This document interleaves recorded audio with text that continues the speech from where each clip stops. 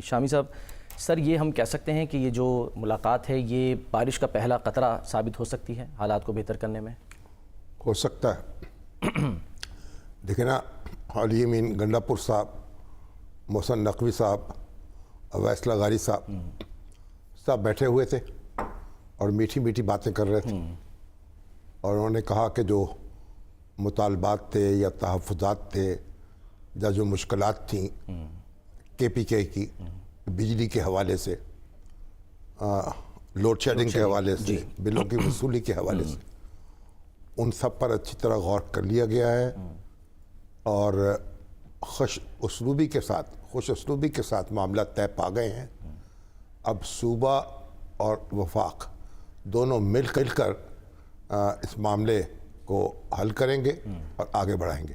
گفتگو سر سنا دیں ذرا، تینوں اشخاص کی مختصر گفتگو ذرا دیجیے، کیا بات ہوئی؟ کافی اچھے اویس لغاری جو ہیں وہ ہمارے سابق صدر فاروق احمد لغاری ان کے بیٹے ہیں، اور انہوں نے کہا کہ یہ جو سیاستدانوں کے بارے میں بات ہوتی ہے، الزام لگایا جاتا ہے کہ اکٹھے نہیں بیٹھ سکتے، ایک دوسرے کا ساتھ تعاون نہیں کر سکتے، آج ہم نے اس کو غلط ثابت کر دیا۔ اور اہم بات یہ ہے کہ علی امین گنڈاپور ایک روز پہلے عمران خان صاحب نے مل کے آئے تھے جیل میں۔ جی سر، بالکل۔ تو اس سے ہم یہ نتیجہ اخذ کر سکتے ہیں کہ انہوں نے بھی ان کی حوصلہ افزائی کی ہوگی کہ وفاق کے ساتھ مل کے جو انتظامی معاملات ہیں ان کو آپ طے کریں، اور ان کو سیاسی دنگل جو ہے وہ اپنی جگہ مچا رہے، لیکن وفاق کے اور صوبے کے تعلقات جو ہیں ان سے متاثر نہیں ہونے چاہیے۔ انتظامی معاملات، انتظامی معاملات، یہ بڑی اچھا آج ایک میسج گیا ہے، اور کسی دن ایسا ہوگا کہ اسی طرح عمران خان صاحب اور نواز شریف صاحب اور ایک دوسرے کے ساتھ بیٹھے نظر آئیں گے، اچھا، اور پریس کانفرنس کر رہے ہوں گے۔ یہ کب ہوگا؟ نواز رسول اللہ خان کہا کرتے تھے، جب بے نظیر بھٹو اور نواز شریف صاحب کی جو محاذر آئی تھی، عروج پہ تھی، تو وہ کہتے تھے کہ ایک دن آئے گا کہ یہ میرے دائیں بائیں بیٹھے ہوں گے۔ اچھا، تو ہم ہنستے تھے اس پہ کہ ایسا کیسے ہوگا، آپ کی خام خیالی ہے، لیکن وہ دن آیا، پھر وہ دونوں کٹھے بیٹھے، چارٹر آف اور چارٹر آف ڈیموکریسی سائن ہوا، اور پرویز مشرف کے خلاف عدلیہ کی بحالی کی تحریک کے لیے نواز شریف اور بے نظیر بھٹو جو ہیں وہ ایک دوسرے کے ساتھ بیٹھے، اور پھر عمران خان بھی اس کا حصہ تھے۔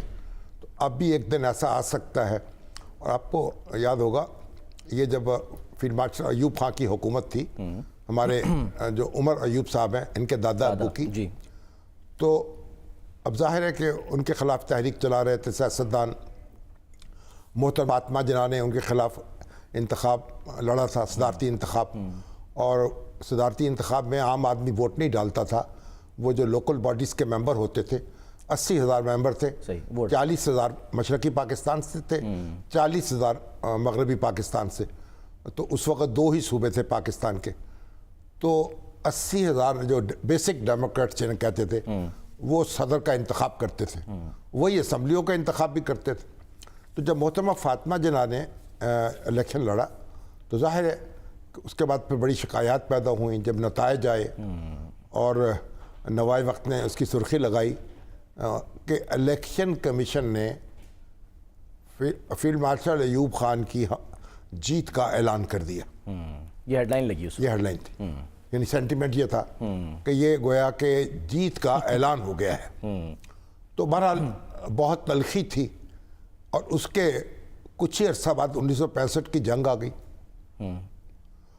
اور جنگ میں پھر ایوب خان جو ہیں انہوں نے سارے جو سیاسی رہنما ہیں ان کو دعوت دی کہ آئیے مل کے بیٹھتے ہیں۔ صحیح، تو سب نے قبول کر لی۔ مشرقی اور مغربی پاکستان میں رابطہ منقطع ہو گیا تھا، کیونکہ جہاز آ نہیں سکتے تھے، ہوائی سفر ممکن نہیں تھا، تو وہاں گورنر جو تھے وہ ملے، میرا خیال مونم خان گورنر تھے، وہ سیاسی رہنما سے مل گئے، اور یہاں جو ہے مولانا مودودی، چودھری محمد علی، رضا انصر اللہ خان، شاید میاں ممتاز محمد خان دولتانہ، اور جتنے اور دوسرے لوگ تھے، تو وہ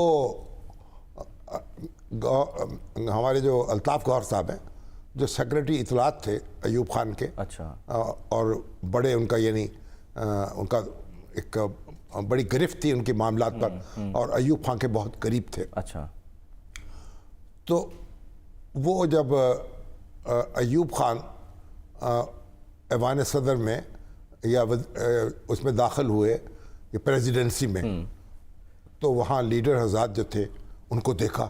اچھا وہ سارے لوگ جو ان کے خون کے پیاسے تھے، اور چودھری غلام عباس بھی تھے ان میں، قائد کشمیر جو ہیں، اور سارے لوگ وہ تھے، اور ایوب خان سے بات کرنے کے روادار نہیں تھے، وہ وہاں اکٹھے تھے.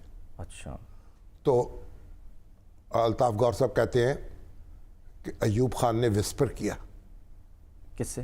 الطاف گور سے، اچھا تم نے میرے سارے مخالفوں کو ایک جگہ. آج یہاں اکٹھا کر دیا.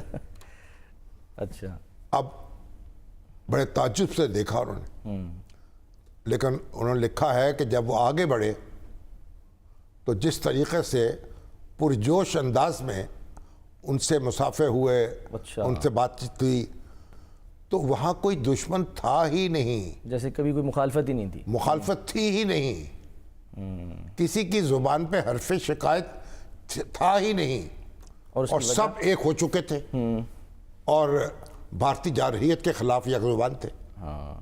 تو یہ دیکھیے اسی طریقے سے آپ دیکھیں جب شیخ مجیب الرحمان جو ہیں وہ قید تھے، ان کے اوپر مقدمہ چل رہا تھا، اگر طرح سازش کیس تھی، گول میز کانفرنس ہوئی، اور سیاسی رہنما جو تھے انہوں نے کہا کہ بلایا جائے اپنا شیخ مجیب الرحمان کو، صحیح. تو ان کا پیرول پہ رہا کر لیتے ہیں، عارضی رہائی کر کے بلا لیتے ہیں. ان کا نہیں، انہوں نے کہا میں اس طرح نہیں آؤں گا.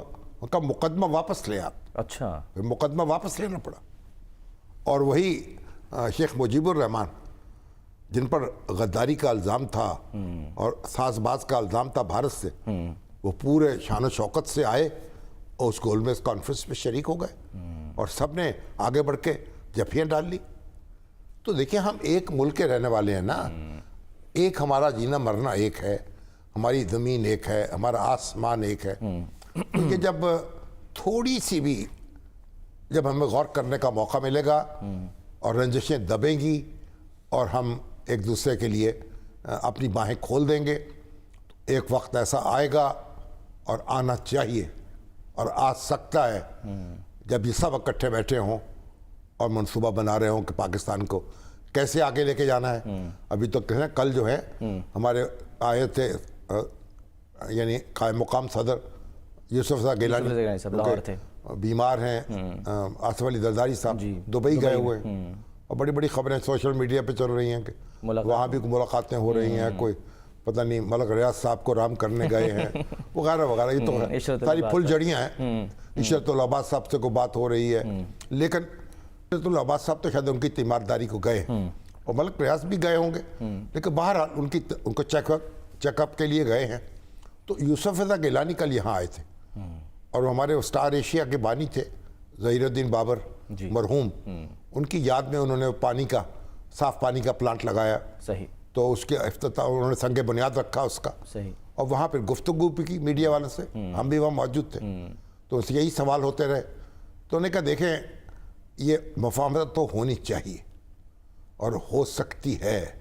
ابھی زرداری صاحب آئیں گے تو معاملات آگے بڑھائیں گے.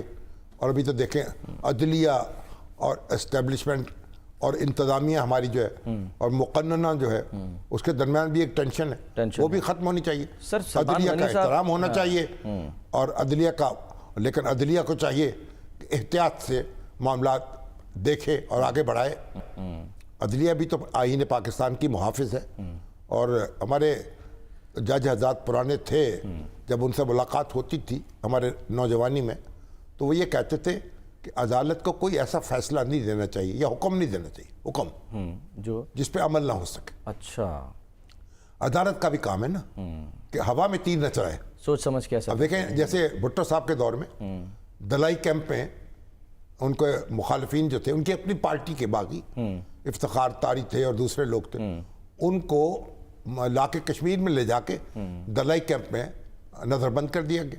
اور کیونکہ وہ دلائی کیمپ جو ہے وہ لاہور ہائی کورٹ کی جورسڈکشن سے باہر باہر تھا. تھا. آزاد کشمیر میں ہائی کورٹ کا سکہ چلتا نہیں ہے. ہاں بڑی امپورٹنٹ بات. اب دیکھیں اس وقت ایک تو صورت یہ تھی کہ ہائی کورٹ کے جج کہتے کبھی حکم جاری کرتے ہیں, بلاتے ہیں, رینجرز کو بلاتے ہیں, فوج کو بلاتے ہیں, کیسے ہماری بات نہیں مانیں گے. نہیں, انہوں نے کوئی حکم جاری نہیں کیا اور وہ لوگ وہی گرفتار رہے, نظر بند رہے. اور بھٹو کا پھر بالآخر جب ان کا دور ختم ہوا تو ان کو رہائی نصیب ہوئی. تو یہ ایسے احکامات جن پر عمل جو ہے وہ یقینی نہ ہو یا مشکل ہو, ان سے گریز کرنا چاہیے. لیکن جب کوئی حکم جاری ہو جائے تو پھر ہر ادارے کا فرض ہے کہ اس پر سر اطاعت خم کر دے, اور اگر اس پہ اعتراض ہے تو اس کے خلاف اپیل کر دے اور اعلیٰ تر عدالت میں چلا جائے. تو یہ اس سے ادروائز اگر عدالتیں حکم دینے, ان کی حکم عدولی ہونے لگے تو پھر تو نظام نہیں چل سکتا. بالکل ایگزیکٹلی. پھر وہ دوسری طرف چلے جاتے ہیں.